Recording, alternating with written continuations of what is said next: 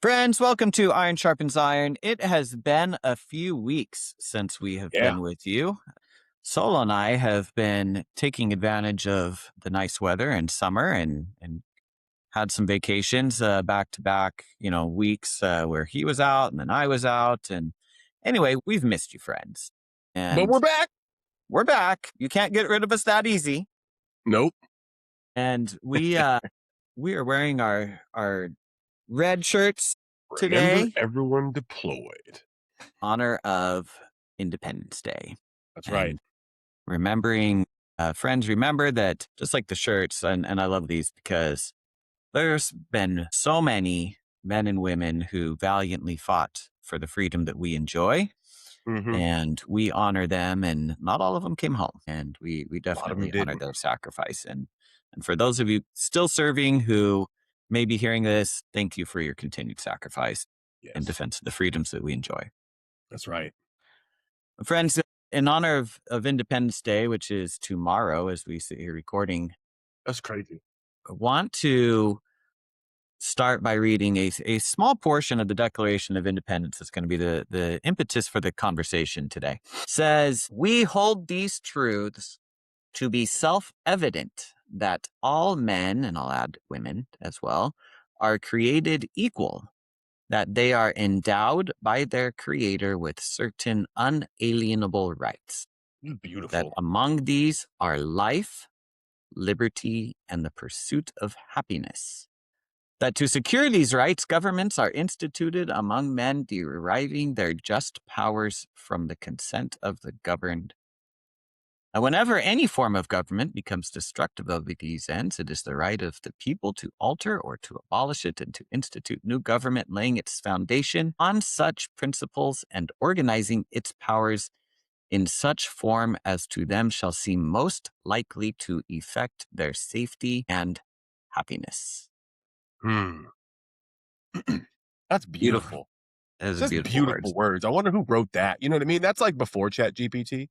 So it's like they didn't just drop that bad boy into AI. You know what I mean? Bunch of M dashes in there. Like someone actually sat down. There's a group of people that just wrote that, and that was a beautiful thing. I know Jefferson was Thomas Jefferson did the bulk of it, but yeah, it's a Did he? beautiful Was Thomas thing. Jefferson the bulk of it? It was the bulk of it, yeah, for the Declaration. And it's the thing. I love this. I love the Revolutionary War and the founding of the country is one of my absolute favorite parts of history. Yeah. The Patriot And is one of my favorite Netflix movies. it's such a great movie. Such a Such a great great movie. movie. And I love that movie. And small tangent here, friends, but I love that movie because it focuses on the part of the revolution that's happening in the South.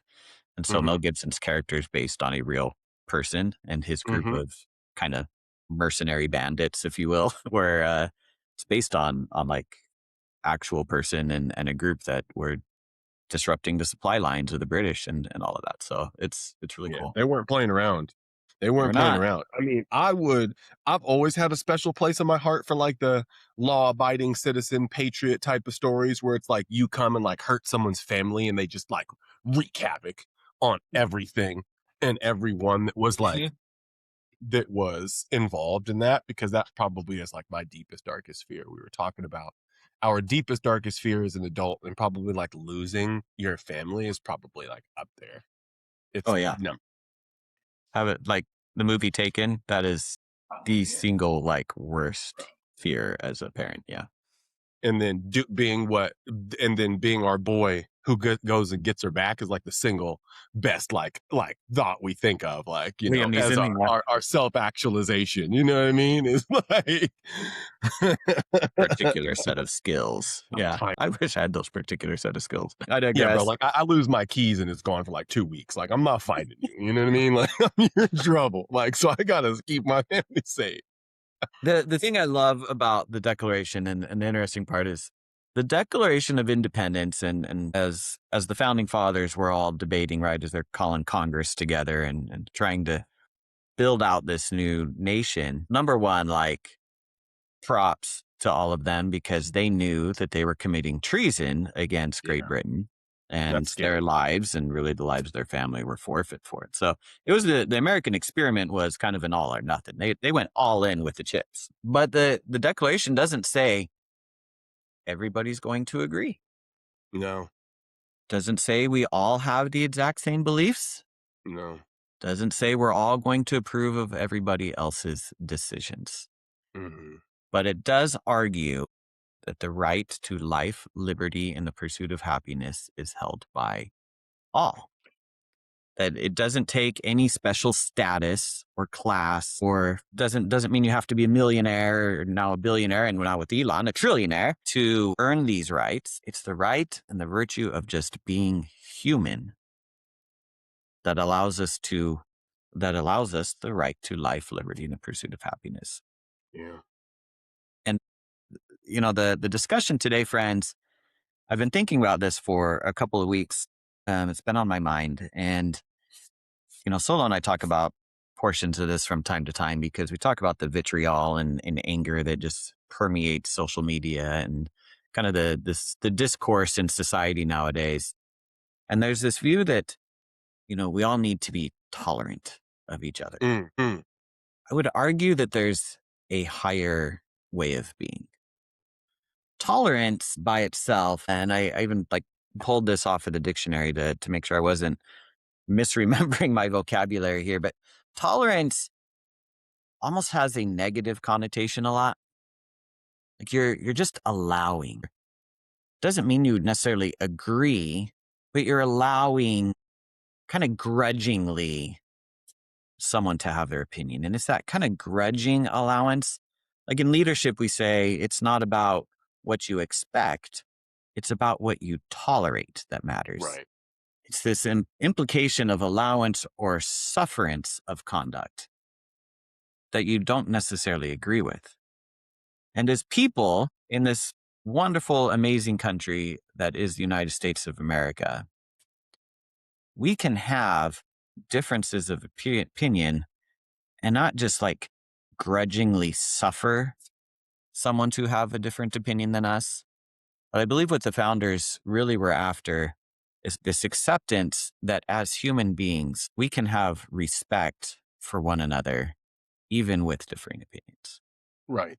Like, I think at the end of it, it's a hard argument because I think the founding fathers meant you could essentially, you have the right to live. You have the right to be alive and be safe where you live. You have the right to be free. I feel like liberty means freedom, freedom to make your own choices, freedom to worship, believe, work without really sacrificing that life and sacrificing that freedom because of, other folks or the government or whatever.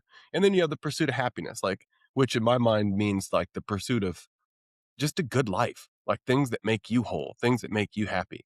And Yeah. I think that liberty and happiness sometimes conflict with other folks' liberty and happiness. Because what do you do when what makes you happy takes away someone else's liberty, their freedom, their choice? And that essentially is the reason why the Declaration of Independence was created in the first place.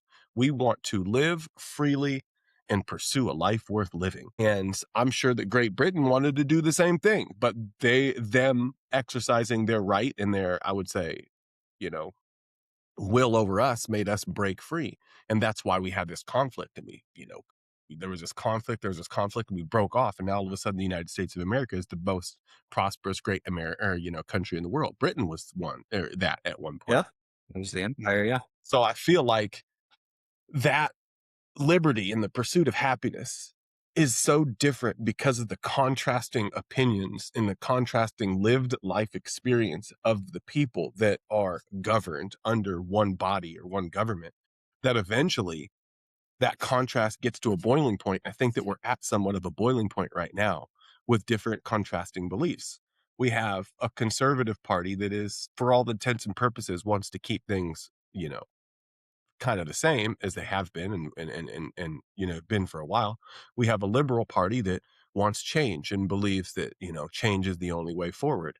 And we have a very silent majority that's in the middle, feeling about the same, wanting both. Like, I want some things to stay the same, I want some things to change. I want some things to get better. I want some things never to move because it keeps us grounded.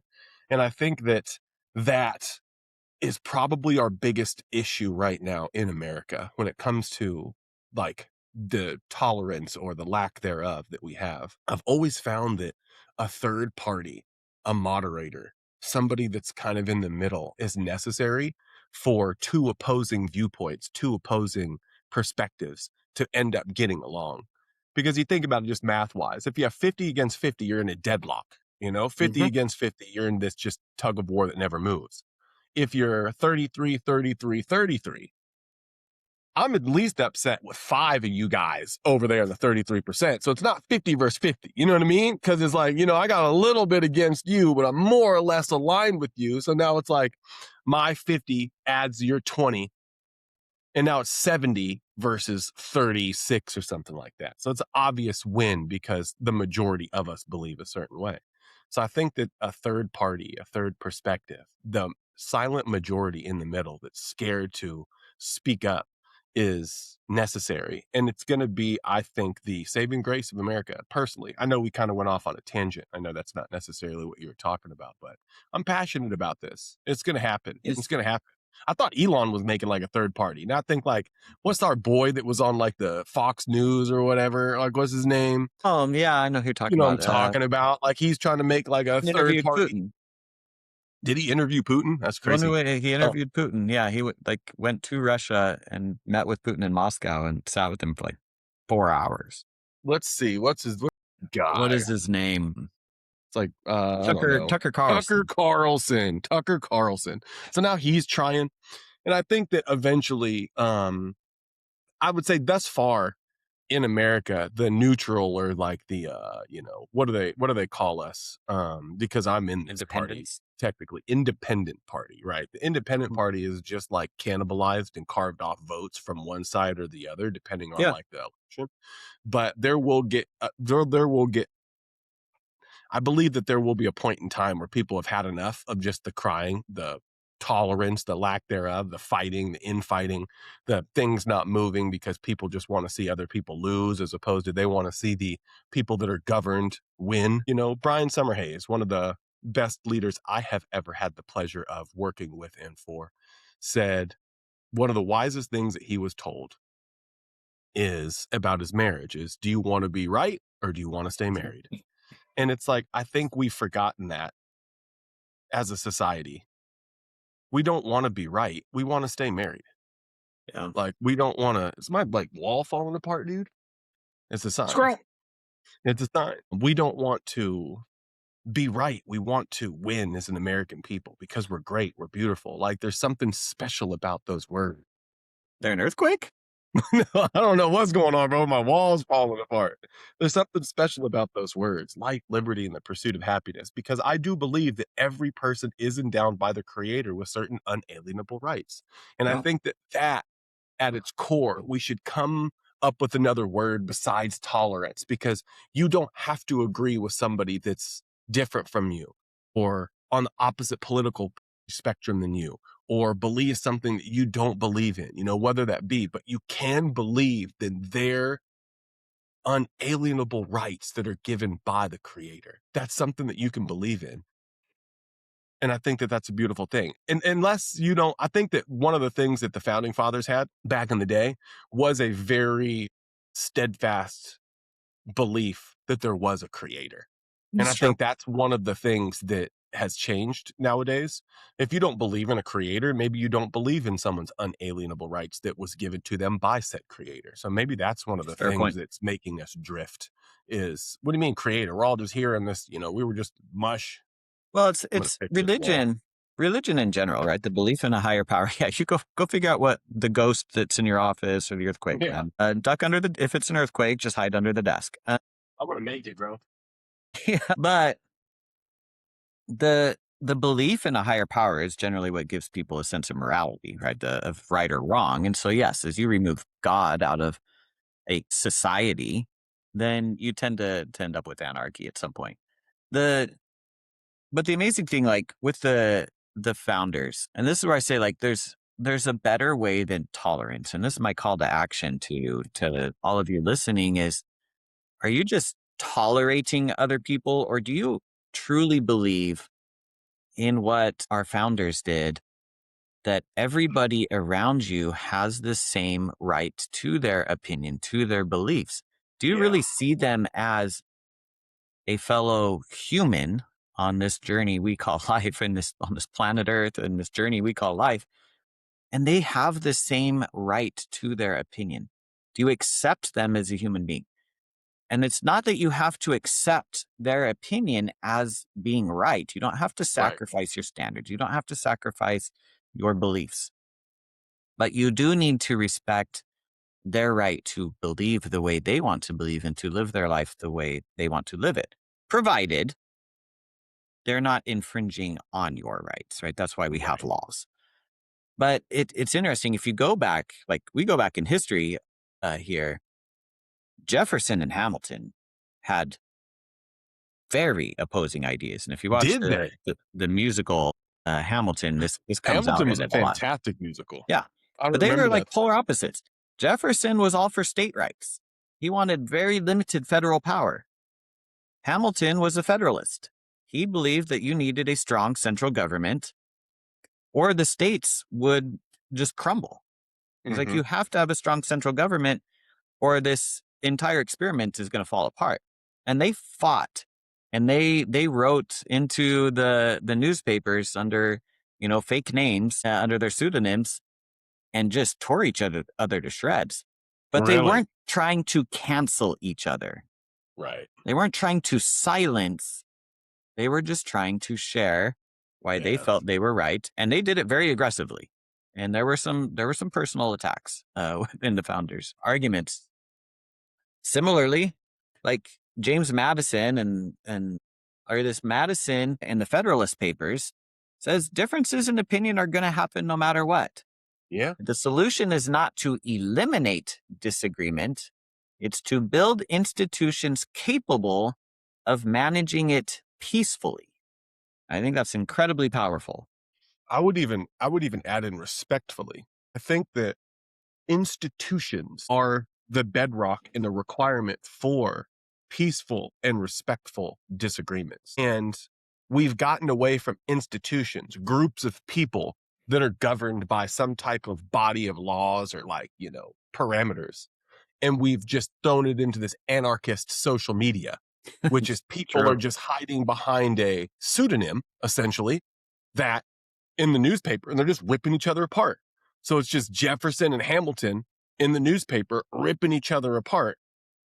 And that's why things have gotten a little bit crazy, because we don't have these institutions that were brought together for the, I would say, purpose of disagreeing agreeably. I was talking to one of my buddies yesterday, and we have this early morning gratitude club where we show up early in the morning and we talk about the things that made yesterday great and the things that would make today great and what we're grateful for and all that kind of good stuff. Mhm. And we got off on a tangent. And one of our tangents was he was feeling a certain way about a subject. I was feeling the very opposite of that subject. And we disagreed and we argued about it.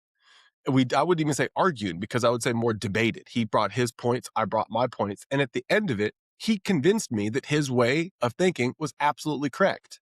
And it's like, okay, I changed my mind. And one of the things that we were both grateful for at the end of this was the ability to disagree agreeably, but even more so than that, to disagree, but be open to the other person's perspective enough to change your mind, to be given data that you actually look at, evaluate. And if the data makes more sense than the data that you had before the argument, debate, what have you, to change your mind.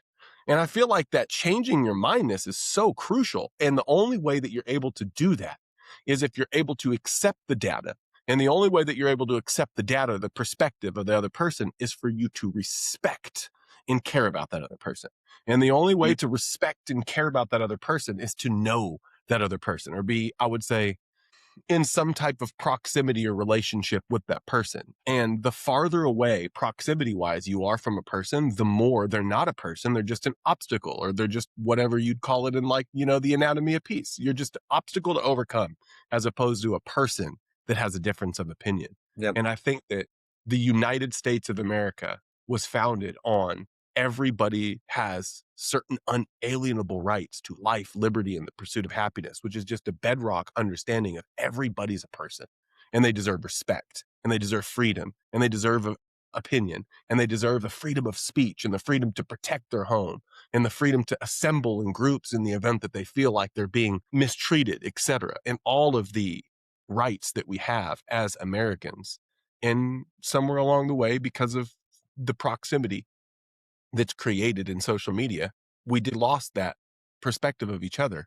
And now we're just obstacles. We're just, people sitting behind a computer screen flexing, and it just hurts us. And I think that leadership politically has always been a popularity contest, if we're honest with each other. Like, Yep. if it wasn't, lawyers would be the ones that won elections. It would be teachers and it would be scientists and it would be people that are like really the smartest of us that are looking for the greatest good. It wouldn't be the people that could talk the best and make the best argument. So when you have a group of folks that are really just good at speaking, convincing, arguing, debating, you look at okay, well, what's the vibe right now? Oh, well, division. I could jump on board with that. I could rip up the other side like crazy. I could jump in the New York Times in a pseudonym and eat somebody alive. And that division is like so powerful right now for your like political image that's just where we're at politically. And we haven't come to a society to like stop it and say no more, like stop it. I imagine if I like just let my boys fight, you know what I mean? Like my brother, my boys, like they'll be yelling at each other, stop it, stop it, stop it. And like, it's our job as parents, as people who care about them, our group, our family, to say, stop, you apologize, you quit whining. Like, you guys are both doing something that you shouldn't do. Come together. You love each other. We're on the same team. I hope that we can get a leader that does that. Like, you stop Yeah. doing this. You quit doing that. We're on the same team. Let's come together. Let's hug and let's go to the water park. Yeah, instead of the playground bully insults that we get so often today. But I Mm-hmm. mean, that's beautiful what you're saying. It's exactly like Nelson Mandela, right? Like one of the greatest stories in history is Yeah. Nelson Mandela's life. Starts his life, in prison because of all the prejudice and the apartheid stuff going on, and ends up Which being is the leader of crazy. the nation. Like it's an amazing story. He said something I think relates directly with what you were just talking about. It says, if you want to make peace with your enemy, number one, like we shouldn't see everybody around us as enemies. Let's like start there. However, if you want to make peace with your enemy or the person you're just disagreeing with, in our case here, you have to work with your enemy.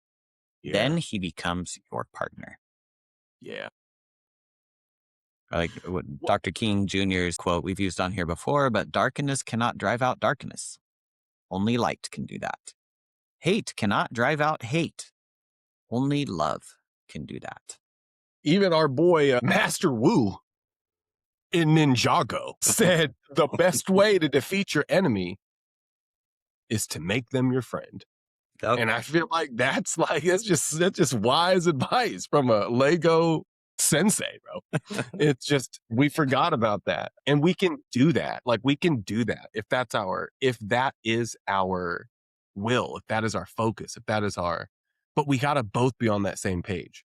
Like I want to find common ground. I want to make you my friend. I want somebody who looks at life differently, who can cover for the way I look at life because I'm dead focused in this perspective, but you're dead focused in that perspective, and you're dead focused in this perspective. And it's like together we see all 360 degrees, but we care about each other and we love each other enough to find each other's perspective valuable.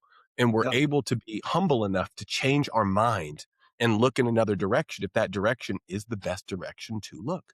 And I feel like that's that's what I think of when it comes to this D&I, like diversity, equity, and inclusion, like initiatives and like companies and like the world, things of that nature. But it's perverted to mean like, we have these women's groups and these like, cultural African American groups and, and just more division.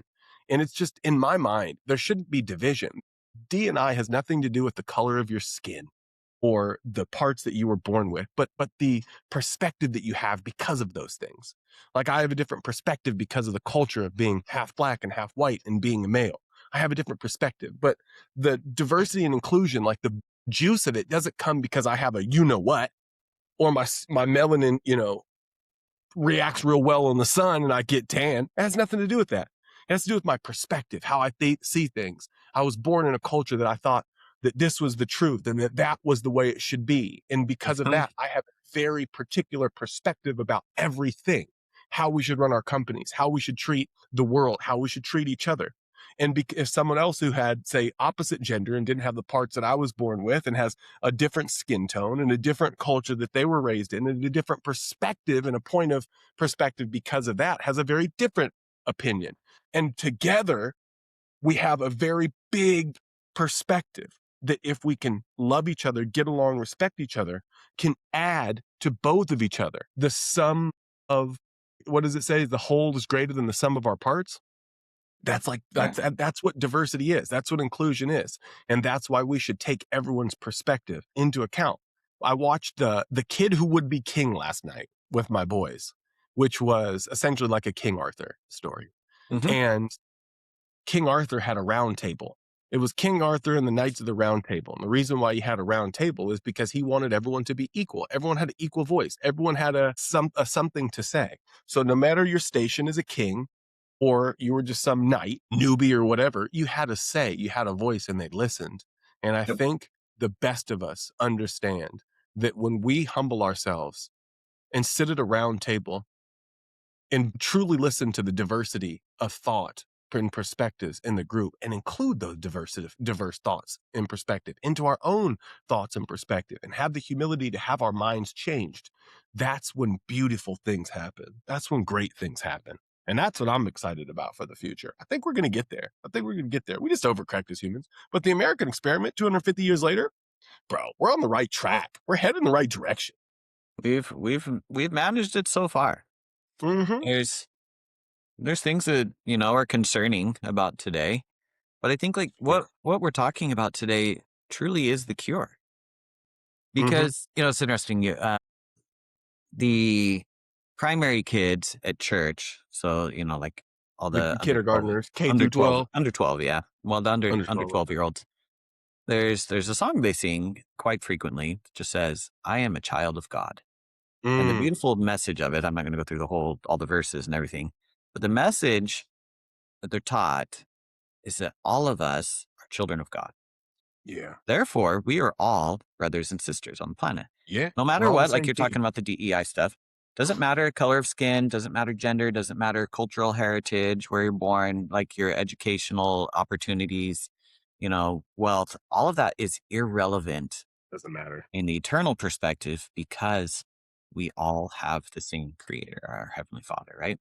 And when you start from there, then the differences of life experience and everything else that shape us and create these differing opinions that we have, whether you're straight like communist, like is happening in New York City right now with a lot of the people getting voted in the primaries, like straight communist beliefs, We're going or communist in New York, huh?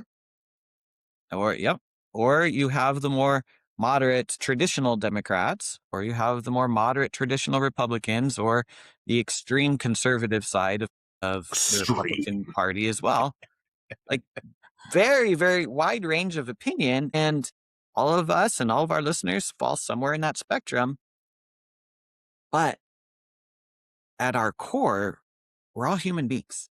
And children of We're God. allowed for it. So are we going to be just grudgingly tolerant, or can we be respectful in the way that we allow people to have differing opinions? Yeah. And The even, Yeah, go ahead. no, keep going. You're on a roll.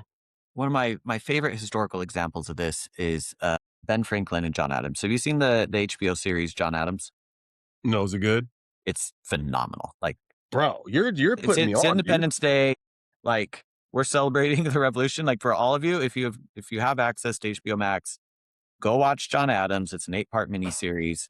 As far as I can tell, I'm not like the expert on John Adams, but it seems to be pretty historically accurate. And John Adams was known as just being bullheaded and would just call people idiots essentially if they disagreed with him. Mm, And was just very firm in his beliefs. And it's great. He was brilliant. widely acknowledged Smart as dude. one of the most intelligent, brilliant of the founding fathers, and understood the government and everything else, like knew what had to happen. But the way he went about his conversations and in these, Congress meetings and everything, people just Not, closed yeah, off when he you know, spoke. they didn't Contrast like it. that with Benjamin Franklin, also brilliant, My man B. Frank. B. Franklin. And if you read his autobiography, he talks about how he learned when he was growing up that anytime he was like overly assertive in the way he talked, that people would shut down. And so he learned like 200 years before psychologists like were studying this, that if he just was more open in the way he spoke and would say, well, it appears to me right now, or I believe, or he'd end it with, but I could be wrong, like these sort of things, it allowed everybody else to feel like they still had a voice. And That's so therefore, good. he was the person who brought everybody together. And he tried to mentor and coach Adams on this all the time. Didn't really work. So when they both end up in France, the French hated Adams, loved Ben Franklin, and he helped bring him into the war on the U.S.'s side. And that was crucial because we would have absolutely lost without that relationship. Yeah. He says, Absolutely lost. Franklin has like famous quote. He says, if you wish to instruct men, you must not begin by telling them they are wrong. Which is so good, which is so true. And I think that a lot of us just go into an argument wanting to prove someone wrong or hurt them. But I mean, that's why my man B. Frank is on the hundo and Adams doesn't even have $1, So yeah. So that's a beautiful thing. That's a beautiful thing. So John friends, Adams, yeah, HBO show. I'm gonna have to check that out, dude. it's really good. But he like, so he was small in stature too. And so like they would just kind of ridicule him as like, he's like a little Wolverine, right? But he was super argumentative. He was impatient with people. He's the prime example of just like the negative connotation of tolerance. Like he Mhm. just tolerated other people while they were speaking and offering their opinion because he's just waiting to get up He there and wasn't tell them why listening. they're stupid. Yeah. He wasn't listening. He wasn't Whereas looking. Franklin was accepting of the fact that they're all smart people. They're all putting their own lives on the line by being in this meeting and signing the declaration. Like they're all there and putting their lives on the line, and he would accept it. And therefore he was the one who would help bring people together. My dad, shout out to Denzel Solomon, sat me down when I was younger, and I don't remember where exactly, but the lesson stuck. And he said, son, in life, I would suggest you look at it like a scientist. The scientist has certain assumptions and hypotheses when they're conducting an experiment, Mm-hmm. and such is life.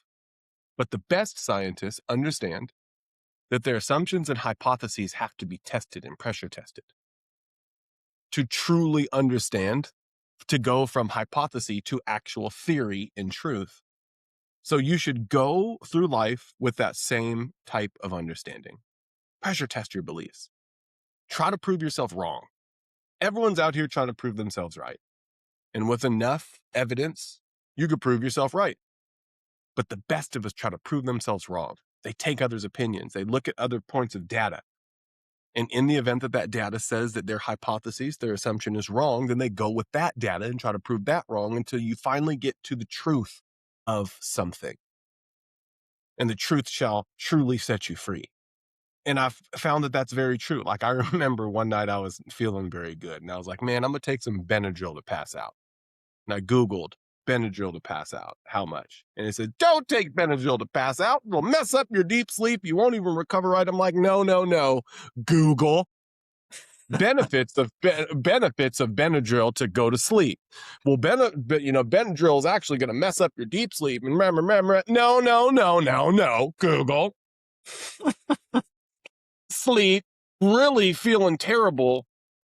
But I took Benadryl and it really helped me sleep. And I found like some like bootleg Reddit thing where someone's like, yeah, Benadryl's really good to make you go to sleep because and there's like a whole paragraph that probably warned me against the deep sleep stuff. I said, yep, there it is right there. See, Benadryl's good for me. I popped it, went to sleep, got terrible sleep because, it messed up the delta sleep, like it said, and woke up just kind of feeling even worse than I did when I went to sleep.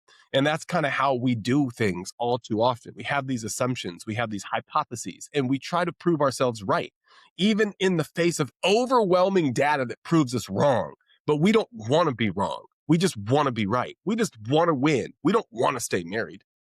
And I feel like if we go through life with the humility of understanding that we don't know, like we have no idea, and to think that we know, it's ignorant and just crazy. We have no idea. But we could know. We could know with others.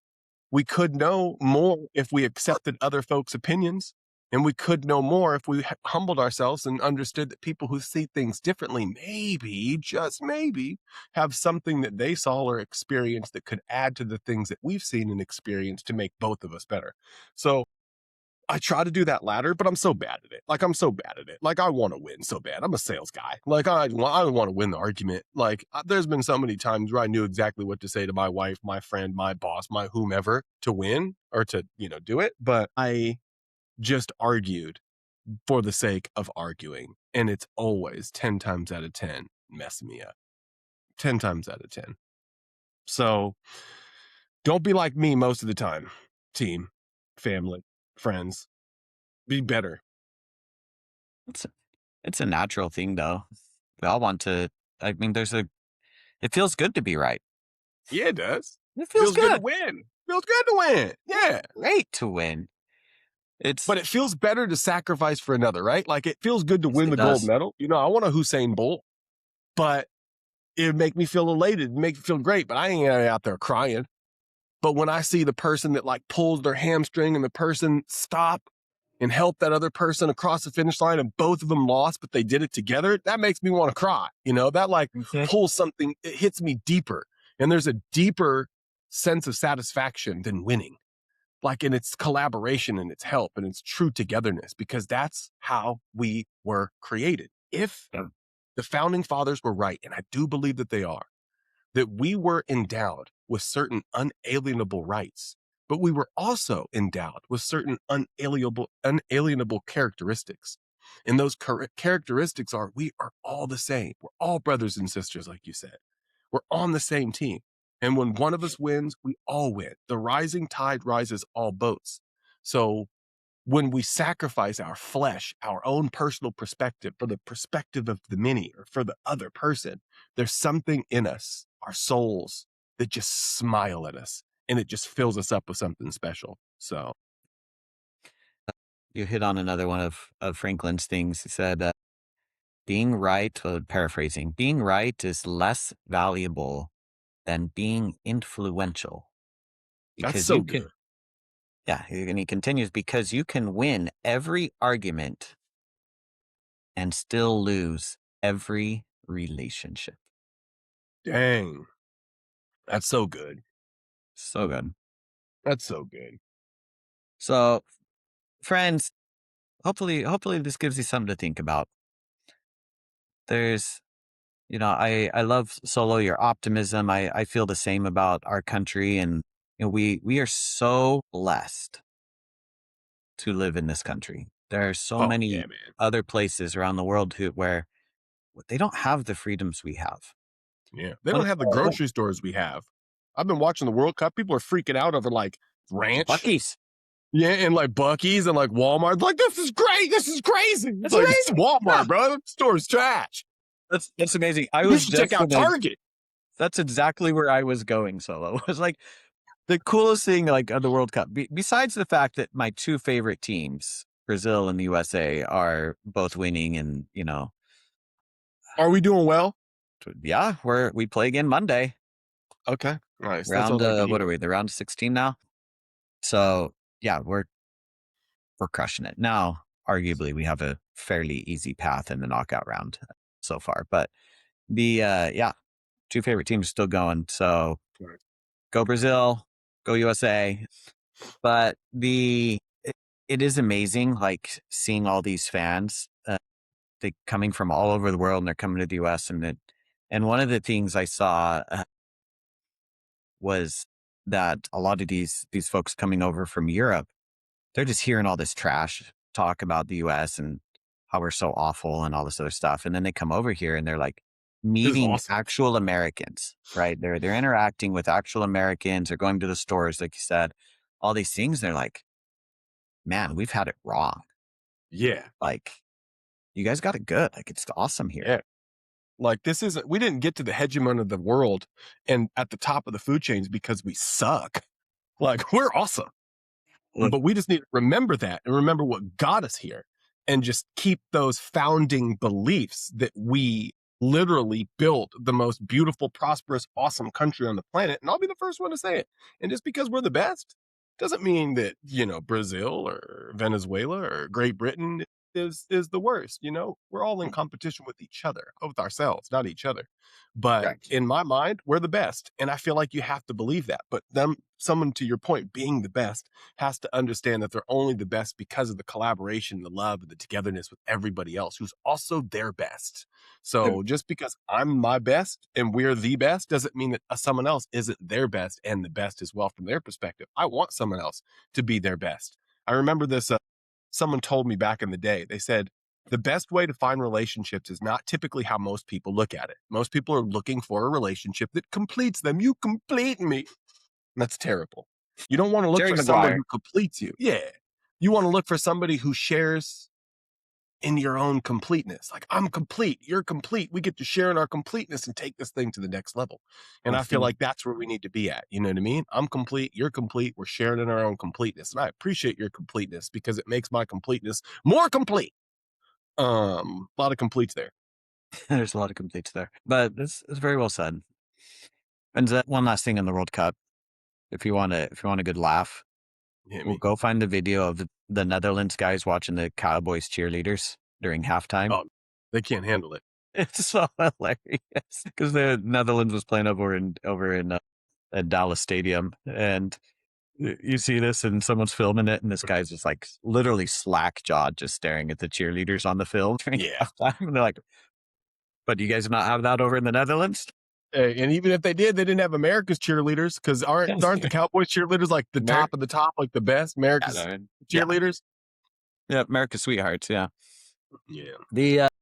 But friends, I'm gonna close with a little prepared argument here, but I think Mm, it's kind of encapsulates a closing statement here. Perhaps the measure of a free society isn't whether everyone agrees.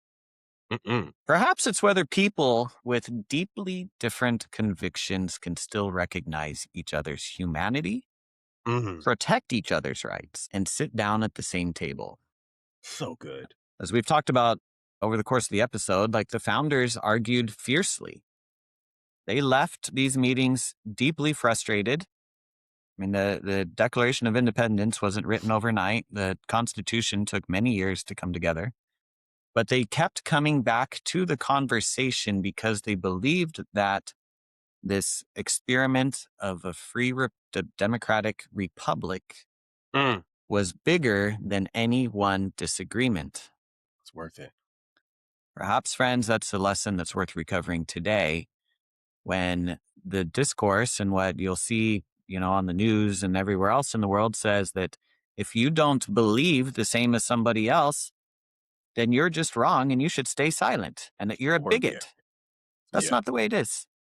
We can all no, respect each other's humanity. We can love each other because of who we are at our core yeah, and understand that, you know, diversity of thought is what makes us better. yeah. I think that that's beautiful. It reminds me, I look at our Reds. Bloop, bloop, remember, everyone deployed. Mm. And I feel like the most beautiful thing about that is we have people from all walks and stations and perspectives in life that are out fighting for the freedom and liberty and the pursuit of happiness for others that believe things that are completely opposite of what they believe. I'm willing to die to protect your right to believe in things that I don't believe in. That's beautiful, bro. Like, that's beautiful. And that's what I think the core of America is. We will die and sacrifice everything to protect your belief in something that I don't personally believe in, but I will protect your right to life, liberty, and the pursuit of happiness. Amen. So to our fighting men and women, we respect you. We thank you. We honor the sacrifice you're making. And friends, we wish you the most wonderful of Independence Days. Go America 250. 250. Careful with firecrackers. Come back from the weekend with all your fingers and toes. Amen to that. All right. I love you, friends. Peace.